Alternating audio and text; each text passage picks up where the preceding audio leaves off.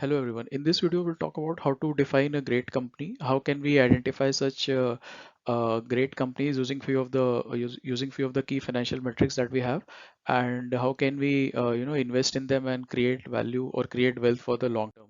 So the topic of the video would be as I mentioned, defining greatness in context of corporate India. And before I get started, I would just like to mention that there are two books basically by Saurabh Mukherjee. The first one is Unusual Billionaires, and the second one is Coffee Can Investing. And I would recommend everyone to go through these two books.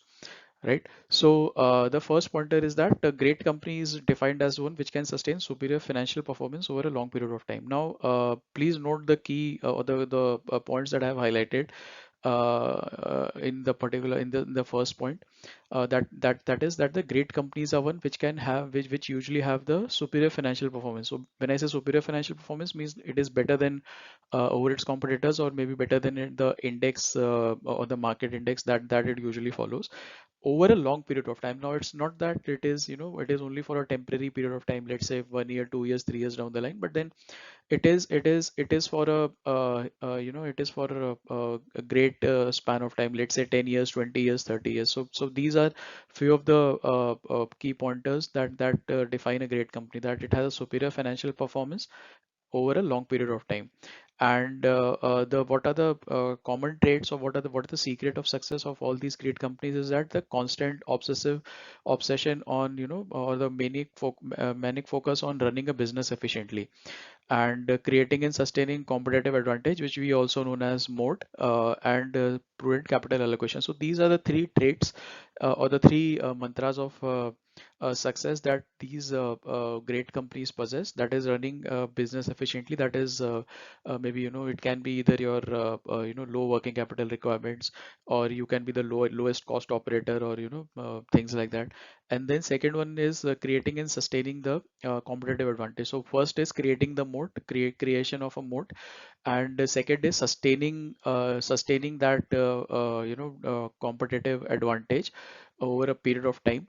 And then the third one is prudent capital allocation. That is whatever the excess cash, or whatever the excess free cash flow that the business is getting, how the promoters are allocating that excess cash, or the excess free cash flow.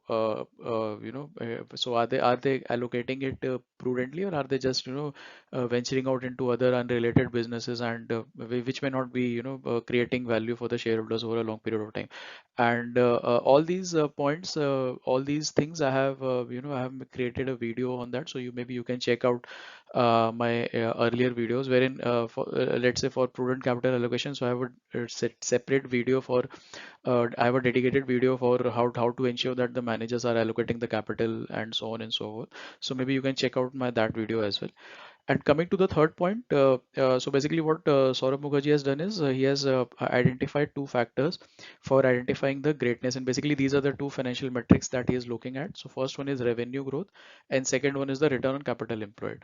Now, why these two pointers only? Because the first one talks about the growth, that is the growth in the top line, and second one is return on capital employed. Now, why ROCE, or the return on capital employed, is important? Because even if the business is growing its top line, that is sales or revenues that we call it, but if that returns on that capital is not greater than what the is not greater than the cost of capital, or what we call it as a WACC, weighted average cost of capital, then that particular revenue growth does not add value to the shareholders. And actually it can be a it can be a value destruction for the shareholders over a long period of time. So that is why he has been constantly emphasizing on the revenue growth, that is the top line growth, and the return on capital employed. And so basically he has defined these two filters from manufacturing perspective and the non-manufacturing, or basically the financial sector perspective, because the business models of both these industries, or both these companies have is very different. So for manufacturing companies, what he has identified is that the revenue growth should be greater than 10% year on year over the last decade, or over the last 10 years. And the return on capital employed should be greater than 15% every year for the last 10 years. And the rationale for his filters revenue growth greater than 10% is because I mean again then that is what the book was written way back in 2016. So if we just take the last 10 years, so prior to that, that is from 2000, let's say from 2005 to 2015, the average growth or the average nominal GDP growth was roughly around 15%. So 14.7 exactly to be specific. So if we take that particular value and screen out the companies, maybe then we're not getting many companies. So in that is the reason that has been reduced modestly to 10%, and that is why this filter of greater than 10% is there. And the second is the ROAS of 15%, again because the cost of capital or the weighted average cost of capital usually for a business in India is roughly around 15%. So to create an alpha for its shareholders, one has to have a ROAS of more than 15%.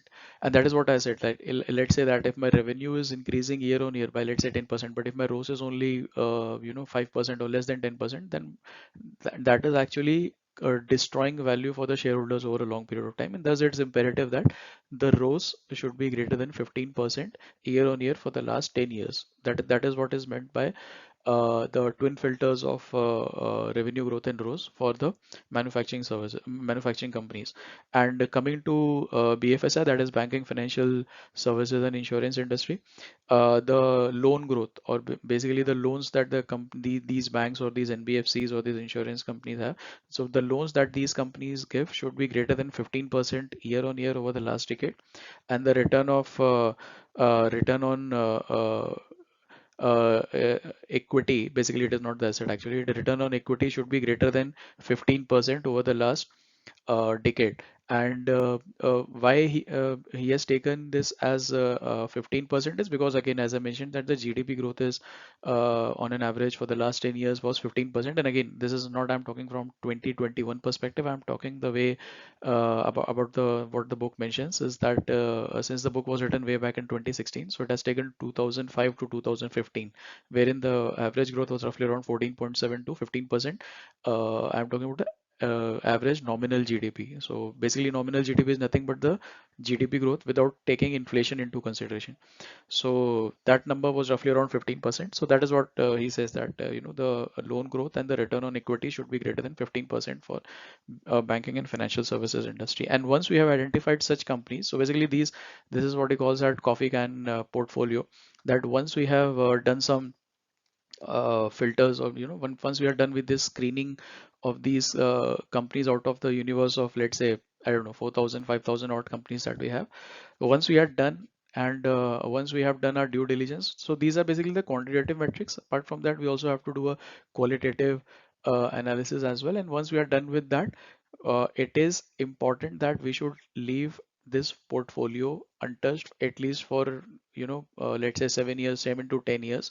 And that is when the if a portfolio is untouched for if a portfolio is untouched for a long period of time, then only the magic of compounding will take place. And thus it is imperative that we leave this portfolio untouched for a long period of time to create wealth over a period of time. So that is what is meant by this particular slide.